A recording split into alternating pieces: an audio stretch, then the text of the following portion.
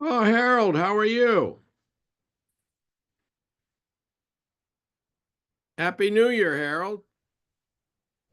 Happy New Year, John. How are you? Hey, I'm wonderful. I I feel like I'm in the frozen north today. Why are you in South Carolina? No, I'm in South Texas. Yeah, it's been pretty chilly. Yeah, I'm gonna say 55 and drizzly cold. Oh, 55 is a heat wave for I us. know. It's all relative, Harold. I was talking to somebody from North Dakota about an hour ago, and they said their high was 10 and it was minus 24 last night. I know. Wow. I remember what that weather's like. That's why I live where I live. It's all relative. Yeah, it's all Right. relative. Uh, Hi, Rachel. Happy New Year, Rachel. Hey, thank you. You too, John. Did you get a good holiday visit with Yes, anyone? always. It was nice, quiet, Marion and I, and we managed to get through and eat all the food that we had, and too Nice. much football and all of that. Nice. Well, that's How about excellent. you guys? Yeah. Super. All of my cousins came, so we Oh, were very, Wow. really? yeah. And they all And have where little kids, so we got and where do colds, they but come from? South Florida. Oh, South Florida. Oh, coming to Yeah. the mountains. Yeah. They were very excited. They wanted to see snow, but they just missed it. It snowed the Oh, day they yeah, left. So yeah, that was sad, but They yeah. probably saw some trees down. yeah. Yeah, they did. How old are they, Rachel? The little cousin, my cousin's kids, they have five under 10. Oh boy, Wow. well that's really great. I'm going to share a real quick story with you. Yeah, We sure. had some friends visit us in Oklahoma, and their kids are like that same age group, 10 to 0. Yeah. And the younger ones were so excited because they got to see a real forest. Oh, yeah. You stop and think of South Florida, Yeah, we live, and you they get hardly little ever. kids that are 8, 10 years old, and you see real trees and real forest. And they just kept remarking about a real forest. It's like a storybook. That's awesome. My Isn't cousin's that kids awesome? are like their big thing is they're very excited because we live really far Yeah. out in the woods, and so they are very excited to come and they're allowed to play outside without adult supervision. Isn't that neat? That's the other big thing. That's There's their two biggest thing. two takeaways. When we're in Oklahoma, number one, the kids don't need Mhm. any supervision. Now we also have golf carts that they can ride around with if they're 13. Oh, nice. Yeah. That's pretty Yeah. But exciting. But the point being is there was no adult supervision. The only thing that's forbidden is they can't go off the property Yeah.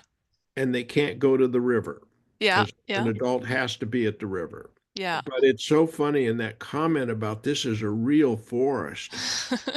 And they just walk up and down the road looking at this real forest. Yep. It's so exciting if they're from Yeah, the city. yeah. Well, that's great. That had been a great New Year's, Rachel. Great It holiday. it was. It Yeah. was.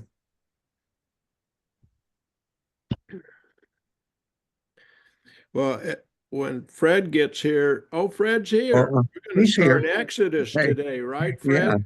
we're starting Exodus Exodus. Yeah, chapter 1. Boy, yeah. that's exciting. I'm looking forward to this. We're going to do the Okay. whole of Exodus?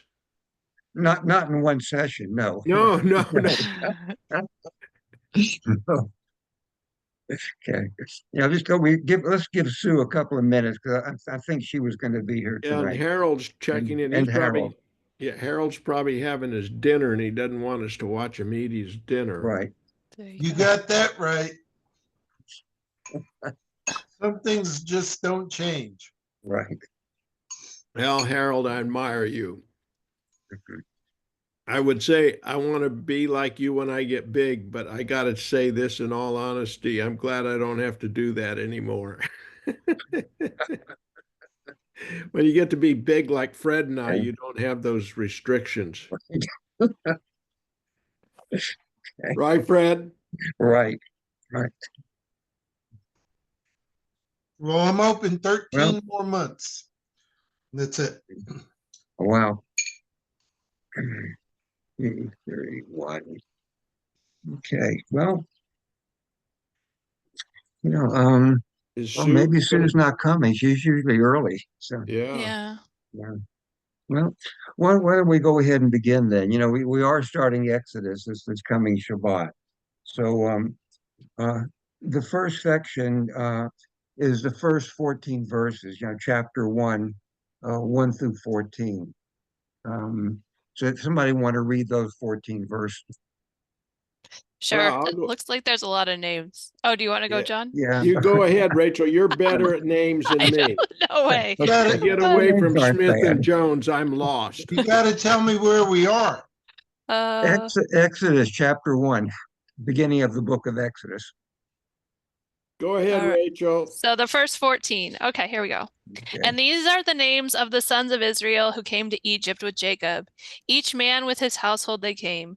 Reuben, Simeon, Levi, and Judah, Issachar, Zebulun, and Benjamin, Dan and Naphtali, Gad, and Asher. And all these persons springing from the loins of Jacob were 70 persons. But Joseph was in Egypt.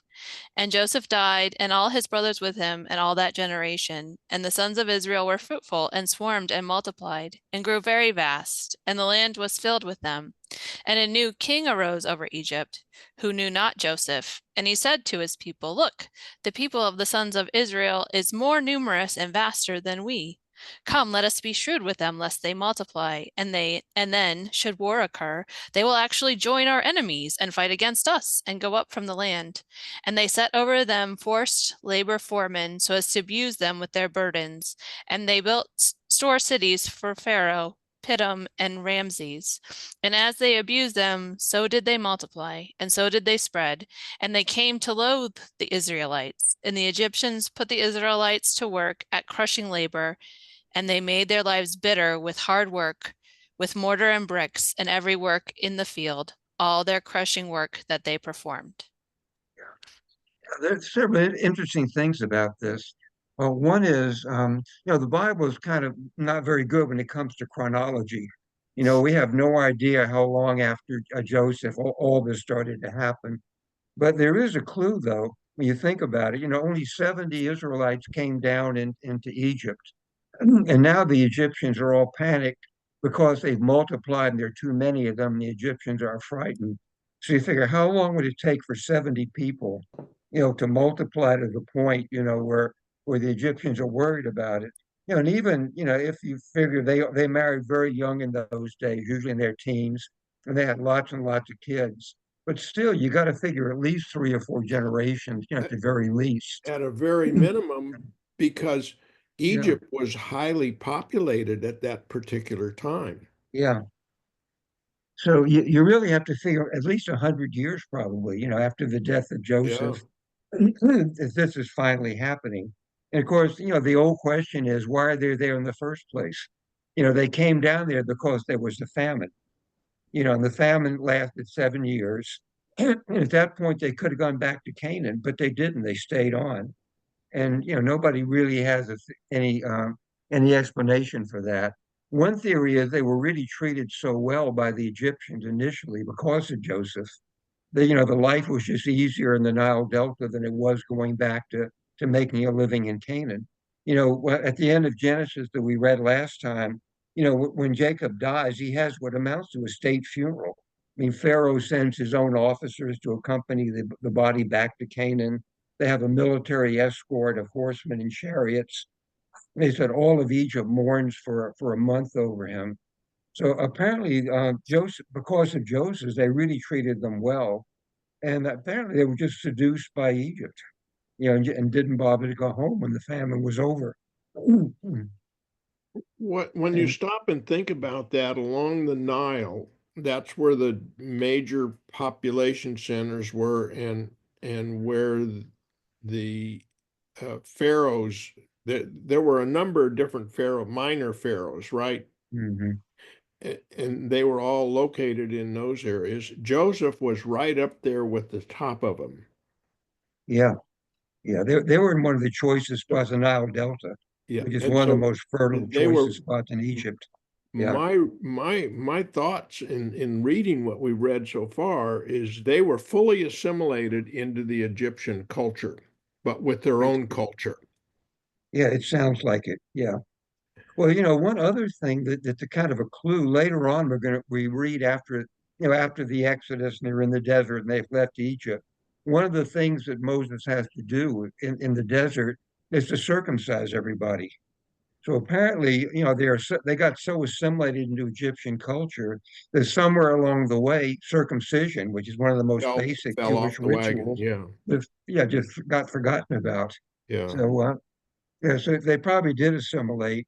The other thing about them is the English translation you read is really an accurate translation of the Hebrew. They say crushing labor, and the Hebrew word that's actually used is parach, which is a verb that means to crush or break. And so apparently the labor was really only partly, to get stuff done, to build these cities and stuff. It was partly just to break the Israelites, to crush them, their spirit, and crush them physically to the point where they wouldn't be a threat as far as rebellion against Egypt.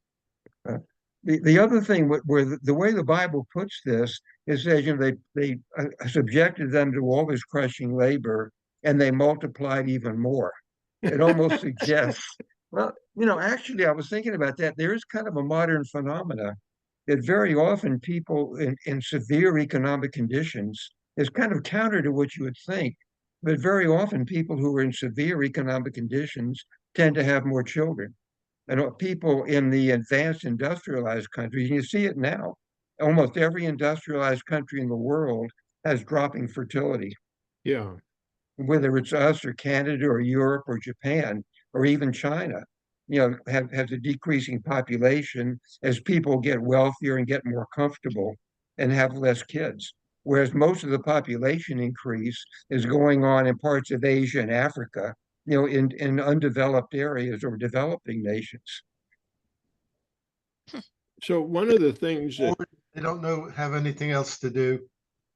Well, that's one theory. The other thing yeah, is, basically, if you're working, let's say, on a farm, doing basic farm labor with no mechanization, you can't have too many hands on a farm.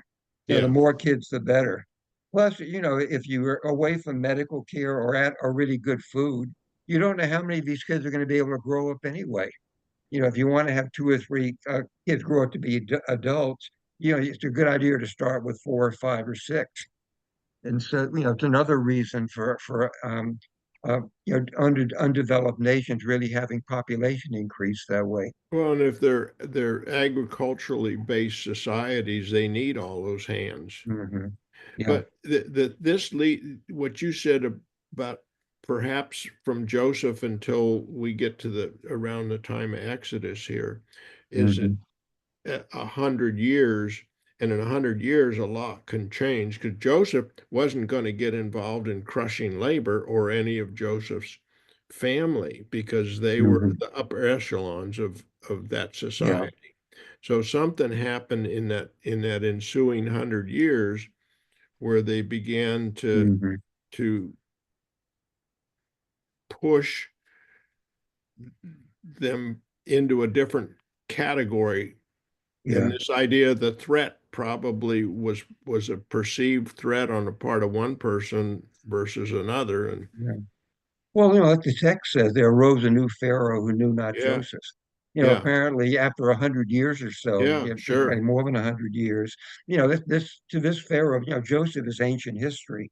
That Hmm. was then and this is now, and the Israelites are a problem. Yeah. So there is a clue that not from the text itself, but that Ramses II was the pharaoh at the time. That this is going on. The archaeologists have actually found bricks, from this general time with Ramses' name stamped on them. They're actually some of the British Museum.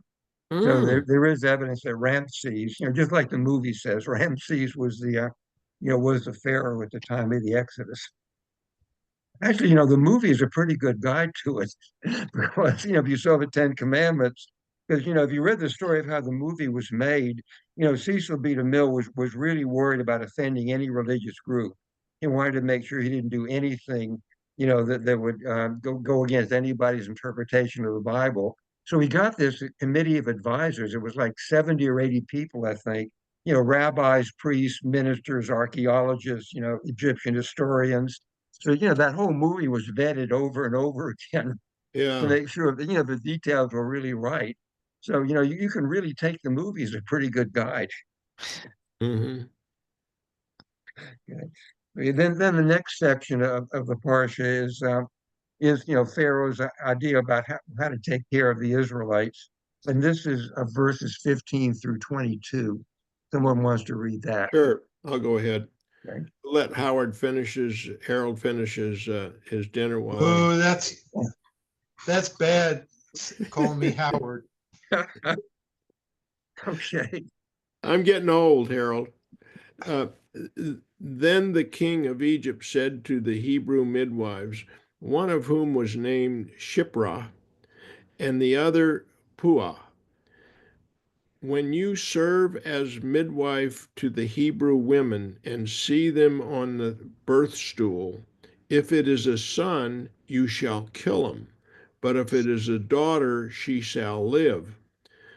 But the midwives feared God and did not do as the king of Egypt commanded them, but let the male children live. So the king of Egypt called the midwives and said to them, why have you done this and let the male children live? The midwives said to Pharaoh, because the Hebrew women are not like Egyptian women, for they are vigorous and give birth before the midwife comes to them. So God dealt well with the midwives, and the people multiplied and grew very strong. And because the midwives feared God, he gave them families. Then Pharaoh commanded all his people, every son that is born to the Hebrews you shall cast into the Nile, but you shall let every daughter live. Yeah. So that was his plan. It's kind of a strange story because you figure there are hundreds of thousands of Hebrews and only two midwives, which doesn't sound right. You know what? Why does he pick these two women? To be the ones who are going to kill all the Jewish babies, and they are Jewish midwives. Those two names are Hebrew names, so they were not Egyptian midwives. That they were Hebrews. Um, yeah, which sounds kind of counterproductive. If he wants the Hebrews to do his work, and build the pyramids or whatever they did, why kill all the men? So at this point, it sounds like that the program of trying to break them, just through hard crushing work isn't working, and he's decided, just the only answer is just to kill them off. Apparently, the women can marry Egyptian men, but if he kills the Jewish male children, that'll be the end of the Hebrews as a people. So, and then, of course, then chapter 2 goes on with the birth of Moses, and that's the first 10 verses, 1 through 10 in chapter 2. Someone want to read that? I'll read. A Okay. certain man of the house of Levi went and married a Levite woman. The woman conceived and bore a son, and when she saw how beautiful he was, she hid him for 3 months. When she could no longer hide him, she got a wicker basket for him and caulked it with bitumen and pitch, and put the child into it and placed it among the reeds by the bank of the Nile. And his sister stationed herself at a distance to learn what would befall him. The daughter of the Pharaoh came down to bathe in the Nile. While her maidens walked along the Nile, she spied the basket among the reeds and sent her slave to fetch it. When she opened it and she saw that it was a child, a boy crying, she took pity on him and said, "This must be a Hebrew child." Then his sister said to the Pharaoh's daughter, "Shall I go and get you a Hebrew nurse to suckle the child for you?" And Pharaoh's daughter answered, "Yes." So the girl went and called the child's mother, and the Pharaoh's daughter said to her, "Take this child and nurse it for me, and I will pay your wages." So the woman took the child and nursed it, and when the child grew up, she brought him to Pharaoh's daughter, who made him her son. She named him Moses, explaining, "I drew him out of the water." Yeah. So, that raises some interesting questions because, Moses has an older brother, Aaron. And what happened to Aaron? Why wasn't Aaron hidden? Most of the commentators say that Aaron was so many years older than Moses that Aaron was born before this edict went out to kill all the male children. So Aaron, was safe because he was before the law. Um, it's interesting when she puts him in this, what is usually translated as basket. The word is teva, and it's used only twice in the Bible. So it's used once here, and it's used once in the story of Noah.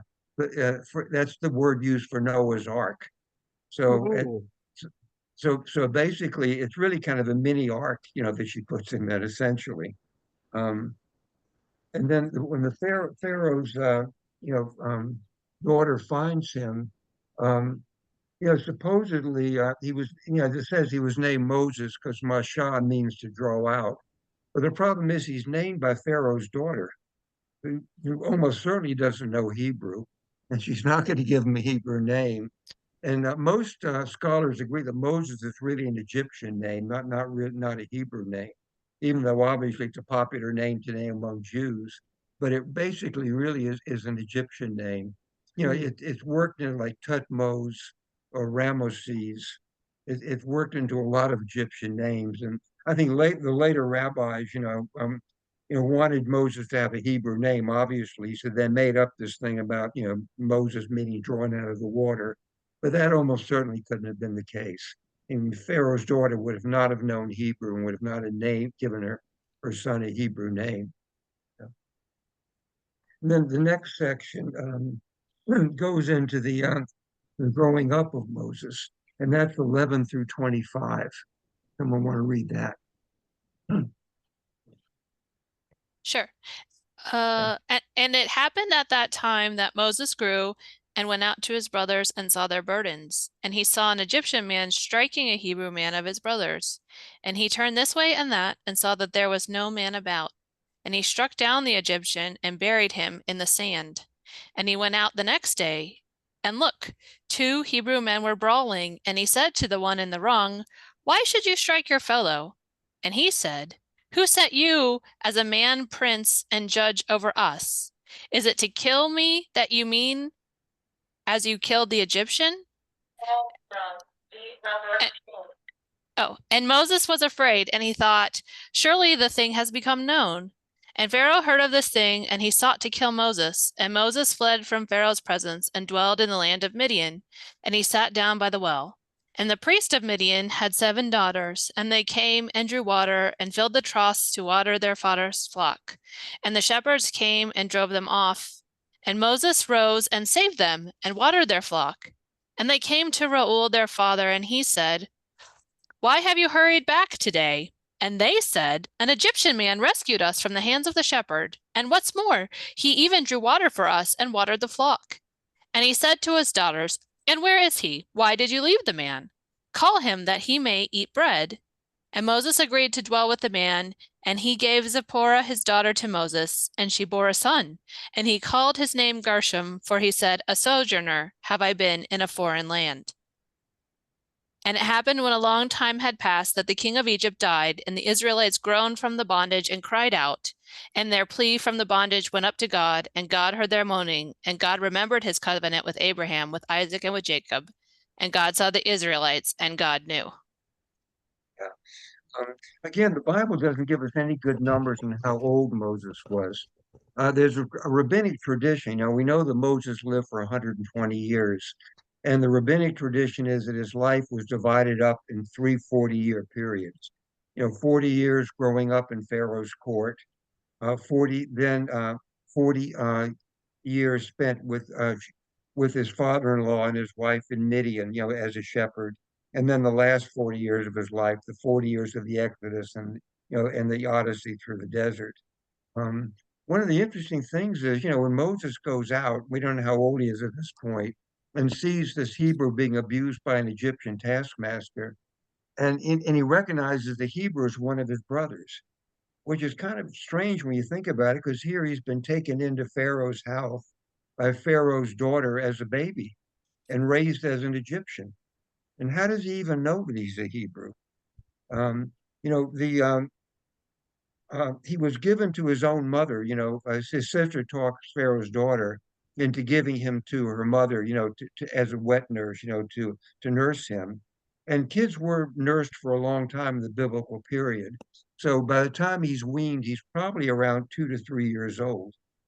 So that's when he would have been given back to Pharaoh's daughter, and then spent the rest of his life really as an Egyptian, growing up in the court. So you really would have to assume that his parents were able to make such a strong impression on him in the first 2 to 3 years of his life, that he recognized that his identity was as a Hebrew. This is kind of a tribute, to early childhood education. But Well, the question also is what happened to his mother when she was released from being a wet nurse. yeah, apparently, she probably never saw him again. I mean, there was no way she could go to Pharaoh's palace to see him. Yeah. And we have, at least the text does never tell us that he ever visited, his parents after that. Um, then the thing with Midian, where he meets his wife, it's interesting that he meets her at a well. And this is a theme that goes over and over again. When Abraham's servant finds Rebekah as a wife for Isaac, he meets her at a Yeah. well where she's Wells, drawing water, for his camel. When Joseph meets Rachel for the first time, when he first arrives, at Laban's encampment, she's drawing water at a well. And here again, Moses meets his wife, Zipporah, at drawing water from a well. So apparently the well is kind of the biblical equivalent of a singles bar. That's, Yeah, I was that's or when I you was think going to of say women, it's like the water cooler at work. or something like that. Yeah, Yeah. yeah. The name Zipporah is kind of nice too. In Hebrew, it's Sipor is a songbird. So Zipporah, really, the closest English would be birdie, for his wife's name. Um, No, and then then Gershon. Yeah, go ahead. well, Yeah. Moses's son then from the Midian wife was not Hebrew, not No, totally she was a Hebrew. Midianite woman. Yeah, Yeah, she was a Midianite woman. And right. then were they were the was Moses's son raised in the Midian community? He was, and Sounds apparently like it. there were several groups of Midianites. The Midianite thing covers several different tribes. Some of them were very friendly, to the Hebrews. His father-in-law's tribe, obviously. But again, some of them were hostile. Later on in the book of Judges, you have Gideon fighting the Midianites, and Yeah. so it covered a number of different kind of tribes. The Gershom name, there are two theories about it. One is Ger means sojourner or stranger, and Sham means there. So Gershom would mean I'm a stranger there. But there's also another way of parsing it is Garash, which means to be driven out, that he was driven out of Egypt. And so the name would fit really, really either way. Um, and of course, the next section of the parsha, is a turning point in his life when he encounters God for the first time. And here we're in chapter 3, and it's the first 15 verses of chapter 3. Someone want to read that? Sure. I'll go I'll ahead. try, but Oh, okay. my video and audio seems to be breaking up. Um, Now Moses, tending the flock of his father-in-law Jethro, the priest of Midian, drove the flock into the wilderness and came to Horeb, the mountain of God. The messenger of Adonai appeared to him in a blazing fire out of a bush. He gazed, and there was a bush all aflame, yet the bush was not consumed. Moses said, I must turn aside to look at this marvelous sight. Why doesn't the bush burn up? When Adonai saw that he had turned aside to look, God called out to him.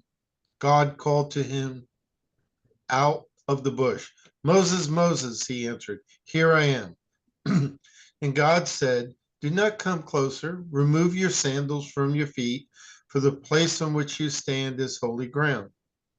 And continued, I am the God of your father's house, the God of Abraham, the God of Isaac, the God of Jacob. And Moses hid his face, for he was afraid to look at God. And Adonai continued, I have marked well the plight of my people in Egypt, and have heeded their outcry because of their taskmasters. Yes, I am mindful of their suffering. I have come down to rescue them from the Egyptians and to bring them out of that land to a good and spacious land, a land flowing with milk and honey, the region of the Canaanites and the Hittites, the Amorites, the Pezerites, the Hiverites, and the Jebusites. Yeah. Now the cry of the Israelites has reached me. Moreover, I have seen how the Egyptians oppressed them. Come, therefore, I will send you to Pharaoh, and you shall free my people, the Israelites, from Egypt. But Moses said to God, who am I that I should go to Pharaoh and free the Israelites from Egypt? And God said, I will be with you. That shall be your sign that it was I who sent you. And when you have freed the people from Egypt, you shall worship God at this mountain. Mm. Moses said to God, when I come to the Israelites and say to them, the God of your forefathers' house has sent me to you, and they ask me, what is God's name? What shall I say to them? And God said to Moses, Ye asher Ehyeh. Yeah. Continuing, thus shall you say to the Israelites, Ehyeh sent me to you. And God said further to Moses, thus shall you speak to the Israelites, Adonai, the God of your fathers, the God of Abraham, the God of Isaac, the God of Jacob, has sent me to you. This shall be my name forever. This my appellation for all eternity. Go and assemble the elders of Israel and say to That's enough. Adonai, the Harold, God. that's far enough. Okay. Yeah, that's far enough. Yeah. Yeah. So this obviously, it's a big turning point in Moses' life. It's really the beginning of his mission. And again, supposedly, according to rabbinic legend, he's about 40 years old, when this happens to him. There's an interesting detail there where he says, take off your shoes because you're on holy ground. It's the first mention in the Bible of taking off your shoes as a mark of respect if you're heading somewhere holy. But it's become a tradition, among Muslims certainly. If you go into a mosque, you always take your shoes off first. And actually, some groups of Middle Eastern Jews do that. The Yemenite Jews, when they go into their synagogues, they take their shoes off. Um, the the other thing is when Moses asks God, who are you? And he says, yeah, Asher, yeah, in the Hebrew. And it's usually translated, I am what I am, or I am that I am. But it actually can be translated in a whole lot of other different ways. Hebrew grammar is a little bit different than English, and there are only two tenses. There's what's called the perfect tense, which is like the English past tense. Any completed action is in the perfect tense. Any action which is not completed is in the imperfect. And yeah is just the verb to be in the imperfect tense. So you can translate it as I am what I am, or you could translate it as I will be what I will be, or I am what I will be, or I will be what I am, or I will be what I would be. There's about a dozen different translations you can make out of those words. And the one that most translators have kind of settled on as a standard is I am what I am. That's what you'll see in most translations. And then he kind of finishes off the details of what he's going to do in the next few verses, of verses 16 through 22. If somebody want to read that small section, those Sure, verses. I'll go ahead. Before we do that, Yeah. this priest, the burning bush, was it located in the in Egypt, or was No, it? no, he's actually in the Sinai Desert. You know, He's in the Midian, Sinai Desert. yeah, Okay, Midian is in the is in Sinai. the Sinai Yeah, Desert. Okay. because God's going to come to him a little bit later that, you know, after you've freed my people, they're going to come to worship me at this mountain. So Yeah. the burning bush, Moses is really at Mount Sinai now for the first time. And he's going to Okay. come back to it again later on after, you know, the Okay. Exodus. Yeah, Yeah. I got lost there. I was thinking, wait a minute, where was he when that occurred? Yeah. Apparently he just went north from Egypt, you know, into the Sinai Desert. Okay. God also said to Moses, say this to the people of Israel: the Lord, the God of your fathers, the God of Abraham, and the God of Isaac, and the God of Jacob, has sent me to you. This is my name forever, and thus I am to be remembered throughout all generations. Go and gather the elders of Israel together and say to them, the Lord, the God of your fathers, the God of Abraham, of Isaac, and of Jacob, has appeared to me, saying, I have observed you and what you have been done, what has been done to you in Egypt, and I promise that I will bring you up out of the affliction of Egypt to the land of the Canaanites and the Hittites. Oh, we've done this already. Oops, I thought I, No, you know, it's a repeat. You're right. Go ahead. okay. Um, Yeah.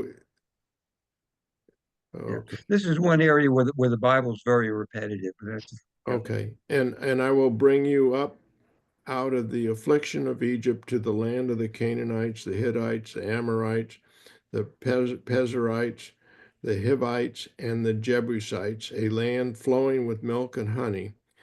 And they will listen to your voice, and to you and to the elders of Israel, shall go to the king of Egypt and say to him, the Lord, the God of the Hebrews, has met with us, and now please let us go to a 3 days journey into the wilderness, that we may sacrifice to the Lord our God.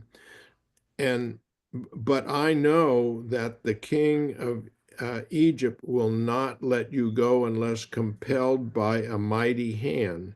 So I will stretch out my hand and strike Egypt with all wonders that I will do in it. After that, he will let you go, and give you this I will give this people favor in the sight of the Egyptians, and when you go, you shall not go empty, but each woman shall ask of her neighbor and any woman who lives in her house for silver and gold, jewelry, and for clothing. You shall put them on your sons and on your daughters, so you shall plunder the Egyptians. Yeah. So this is kind of interesting because it answers the question. You know, but in a few more weeks after the Exodus, we're going to be reading how they built the sanctuary. You know, the tabernacle in the wilderness. You know, they have gold and silver and brass and linen and silk, all kind of dyes and acacia wood and whatnot. And where do you get all this stuff in the middle of the Sinai desert? And so the answer the rabbis came up with is, you know, they got this from the Egyptians. You know, they took all this wealth out of Egypt with them. When we think about it, it's kind of interesting. It's the first example we know of in history of reparations for slavery. Yeah, they kind of got severance pay, you know, when they left Yeah. Egypt. Right? But then, you know, one thing in the Bible is kind of standard operating procedure. If God picks you for a mission like that, you have to get out of it if you can. That's kind of a pattern of the Bible. You know, when God asked Isaiah to be a prophet, Isaiah said, I'm a man of unclean lips. I can't do it. When he goes to Jeremiah, Jeremiah says, I'm just a boy. I'm not mature enough for this. When he goes to Jonah, Jonah doesn't say anything. He just jumps on a ship to get as far away from Nineveh, you know, as he can.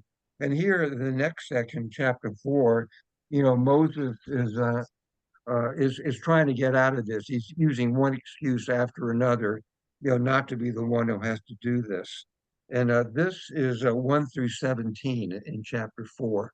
Someone want to read that? Sure. Well, And Moses answered and said, But look, they will not believe me, nor will they heed my voice, for they will say, The Lord did not appear to you. And the Lord said to him, What is that in your hand? And he said, A staff. And he said, Fling it on to the ground. And he flung it to the ground, and it became a snake. And Moses fled from it. And the Lord said to Moses, Reach out your hand and grasp its tail. And he reached out his hand and held it, and it became a staff in his grip, so that they will believe that the Lord God of their fathers, the God of Abraham, the God of Isaac, and the God of Jacob, has appeared to you. And the Lord said further to him, Bring, pray, your hand into your bosom. And he put his hand back into his bosom and brought it out. And look, his hand was blanched like snow. And he said, Put your hand back into your bosom. And he put his hand back into his bosom and brought it out. And look, it came back like his own flesh. And so, should they not believe you, and should they not heed the voice of the first sign, they will believe the voice of the second sign. And should it be that they do not believe even both these signs, and do not heed your voice, you shall take of the water of the Nile and pour it on the dry land, and the water that you take from the Nile will become blood on the dry land. And Moses said, Please, my Lord, no man of words am I, not at any time in the past, nor now, since you have spoken to your servant, for I am heavy-mouthed and heavy-tongued. And the Lord said to him, Who gave man a mouth, or who makes him mute, or deaf, or sighted, or blind? Is it not I, the Lord? And now go, and I myself will be with your mouth, and will instruct you what to say. And he said, Please, my Lord, send prey by the hand of him you would send. And the wrath of the Lord flared up against Moses, and he said, Is there not Aaron the Levite, your brother? I know that he can indeed speak. And what's more, look, he is coming out to meet you. And when he sees you, his heart will rejoice, and you shall speak to him and put the words in his mouth. And I myself will be with your mouth and with his mouth, and I will instruct you both what you should do. And he will speak for you to the people. And so he will be a mouth for you, and you will be for him like a god. And this staff you shall take in your hand, with which you will do the signs. yeah. So Moses' main excuse is that he's what he calls slow of speech. He can't speak well. And there's actually a famous midrash on this, rabbinic legend about it, that when Moses was a very young child in Pharaoh's court, there were people, some of Pharaoh's ministers didn't like the idea of a Hebrew child, being raised in Pharaoh's house. And so they started a rumor that this child, if you let him grow up, he's going to eventually lead a revolt and throw you off the throne. And Pharaoh's daughter, tried to protect her adopted a child. And so she talked them into setting up a test for him. They sat the baby in front of two dishes. One contained a pile of gold coins. The other was piled up with hot coals. And if he reached for the gold coins, that would be a sign that he was going to take over the kingdom. And so God guided his hand, and he picked up a hot coal instead. And of course, he burned his hand. He immediately dropped it and touched his hand to his mouth. So he burned his lips and tongue. And this is supposedly why Moses had a speech impediment. Ah, That's why he said, that he's slow of speech. Okay. So so then God gets around that by saying, okay, Aaron will speak for you. Although if you look at the text afterward, Moses does most of the speaking anyway, but that's the official excuse. Um, and then it's followed by a very weird part of the parsha that nobody really understands. And this one is chapter 4, 18 through 31. Someone wants to read that. sure, I will. Moses went back to Jethro, his father-in-law, and said to him, Please let me go back to my brothers in Egypt to see whether they are still alive. And Jethro said to Moses, Go in peace. And the Lord said to Moses in Midian, Go back to Egypt, for all the men who were seeking your life are dead. So Moses took his wife and his sons and had them ride on a donkey and went back to the land of Egypt. And Moses took the staff of God in his hand, and the Lord said to Moses, "When you go back to Egypt, see that you do before Pharaoh all the miracles that I have put in your power, but I will harden his heart so that he will not let the people go.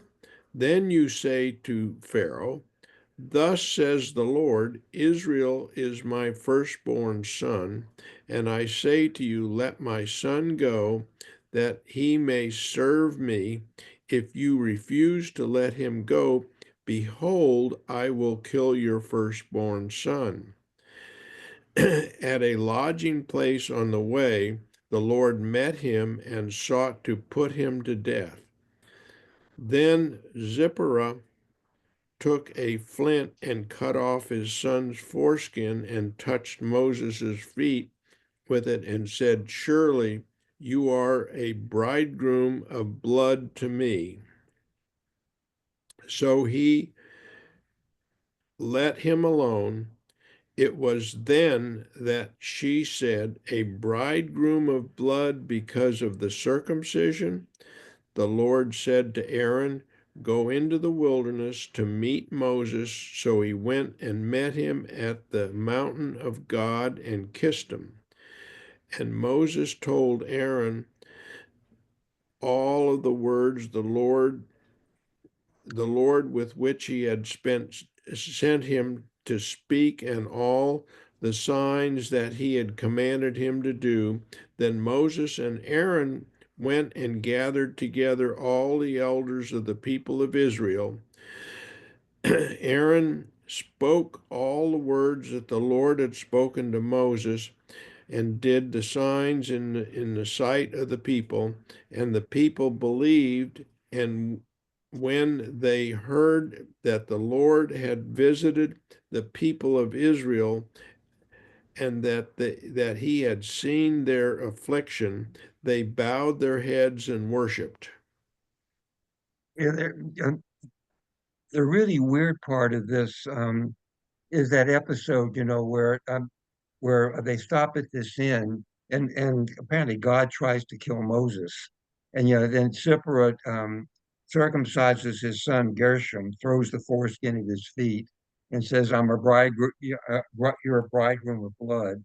And most commentators just kind of throw their hands up at that. Nobody really understands, what this story is really all about. It's a very obscure kind of thing. Obviously Moses should not have neglected, to circumcise his own son. And like we said before, that may be a sign of just how assimilated into Egyptian culture, the Hebrews had become. But that whole story is just kind of weird. Nobody really understands it. But I think the key verse there is in verse 21, where he says, I'm going to harden Pharaoh's heart. Go tell Pharaoh, to let my people go. But I've already hardened his heart. He's going to say no. And you think, what's the purpose of all this? Why can't Pharaoh say yes and let them go? And it's almost like God says, that I'm going to make sure that he refuses. That way I get to do all kind of horrible things to the Egyptians, and we're going to show them who the top God in the Middle East is. Many modern commentators feel that the ancient Hebrews were not really monotheists in our sense. I mean, they believed in one God for them, but not necessarily one God of the whole world. That Abraham had his God, but the Egyptians had their gods also. And so, this is where Moses' God is going to show him that he's more powerful than the gods of Egypt. And Oh, you see that actually, after they cross the sea and Pharaoh's army is drowned, you have this song at the sea, this song of triumph that they sing. And one of the verses is, who is like you, O Lord, among the gods? And it's really not until you get to Isaiah, actually, that you really get an unequivocal statement of universal monotheism, that there is one God of all the nations. There are no other gods.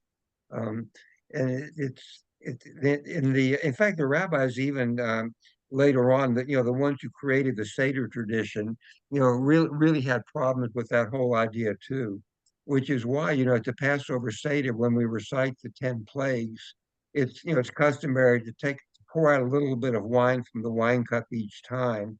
And the idea is that, we regret all that the Egyptians suffer. And so it takes a little bit out from the joy of the celebration when we remember the suffering of the Egyptians. And of course, you think about it, why should the Egyptians had to suffer in the first place? God could have just struck them blind for a few days and let the Hebrews Yeah. peaceably walk out of Egypt. What is all this whole show with the plagues about? And it really appears to be related to the idea that it's a showdown between Moses as God and Pharaoh's God. And Moses' God has got to show everybody that he really is the chief God.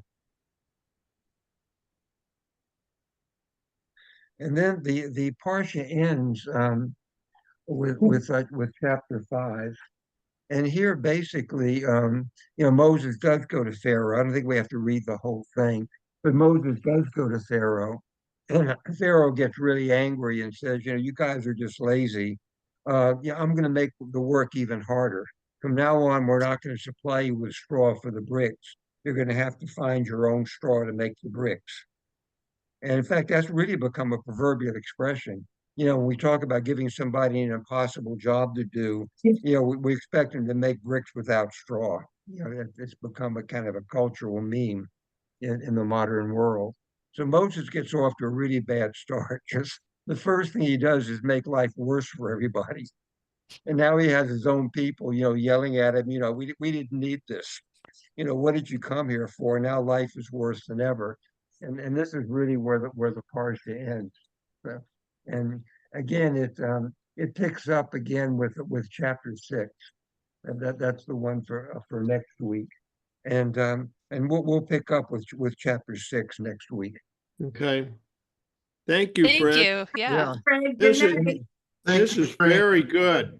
Yeah. You Anybody do have such any a other great job, Fred. anybody have any other comments or questions about what we covered? Okay, well, see you next week. Fred, All right. Thanks. Yeah. the one question I have is you said a lot of this was put together really many years after all of the word of mouth passing on the We think tradition. it So is. Yeah, some of it, there's some clues to that. You may have noticed that Moses' father-in-law, Zipporah's mother, in one place is Jethro, in another place he's Ruel. And actually, when we read further on, he's given a third name, Jeter. Mhm. And so the fact that he had three different names probably tells you that there are different traditions that are being woven together, later on in this story. The same with the mountain. Sometimes the Bible calls it Sinai, and sometimes it calls it Horeb. There are two different names for the mountain. And, whenever you have different versions of something, it kind of suggests there were a bunch of oral traditions that finally got put together when they wrote it Yeah. down, probably a long time after. In fact, there's always been a lot of speculation where Mount Sinai was. There are a lot of mountains in the Sinai Desert. There's no reason to pick one over another. But the church in the 14th century decided that they had found Mount Sinai. They picked a mountain in the Sinai Desert. The Arabs called it Jebel Musa, the mountain of Moses. And in the 14th century, they built a monastery, the monastery of St. Catherine there. So as far as the church was concerned, that was the official Mount Sinai. I suspect they probably did it. It was really good for the tourist trade. You have tourists who come to the Middle East and we want to see Mount Sinai. Well, there it is. This is a mountain. Very good. That's a good note Yeah. to end on. Thank you, Fred. Yeah. Okay. See you next week. Thanks. Thanks. Thank you. Okay.